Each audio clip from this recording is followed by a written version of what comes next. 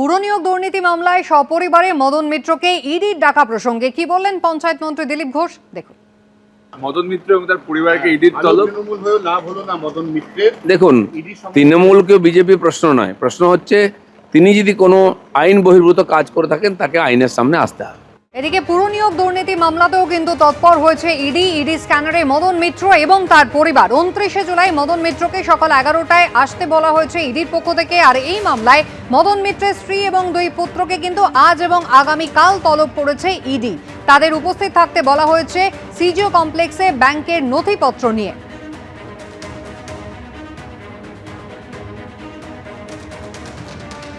এর আগে কিন্তু 13ই জুন আপনাদের মনে থাকবে এই পুরনিয়োগ দুর্নীতি মামলায় মদন মিত্রের বিভিন্ন ঠিকানায় ইডি তল্লাশি চালিয়েছিল। দক্ষিণেশ্বরের ফ্ল্যাট থেকে বিধায়কের ভবানীপুরের বাড়ি, এই সমস্ত জায়গায় দীর্ঘক্ষণ ধরে চলে তল্লাশি।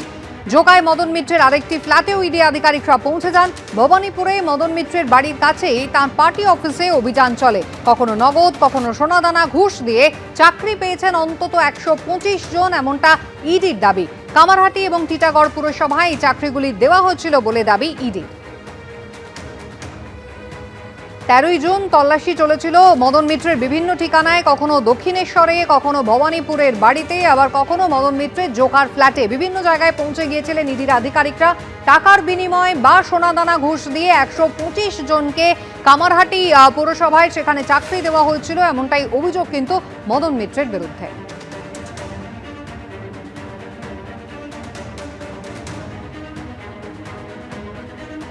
আর এই গোটা ঘটনা শুরু হয়েছিল সেই পুরনিয়োগ দুর্নীতি মামলায় অয়নশীলের বাড়ি থেকে যে সমস্ত নথিপত্র পাওয়া গিয়েছিল সেখান থেকে।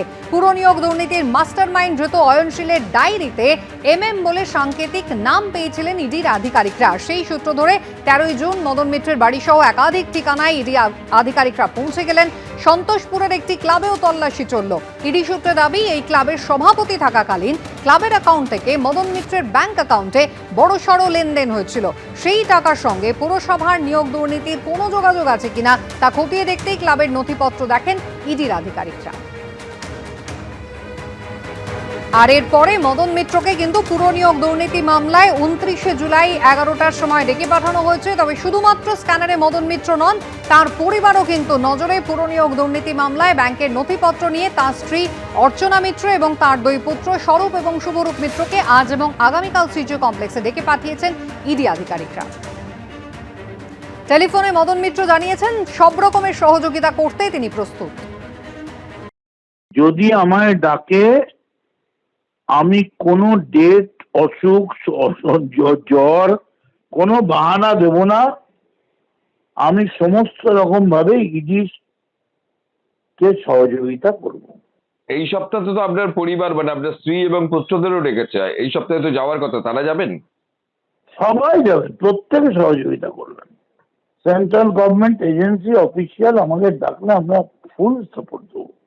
আপনার ক্ষেত্রে আমি গিয়ে সমস্ত কোনো আমি ডেট মনিটরিং চেঞ্জ করা কিচ্ছু চাইবো না। খালি আমি সমস্ত রকম I assure fullest cooperation. ED একটা government agency, central government agency. এরা নিশ্চয়ই যখন ডেকেছে, নিশ্চয়ই প্রয়োজন মনে করেছে।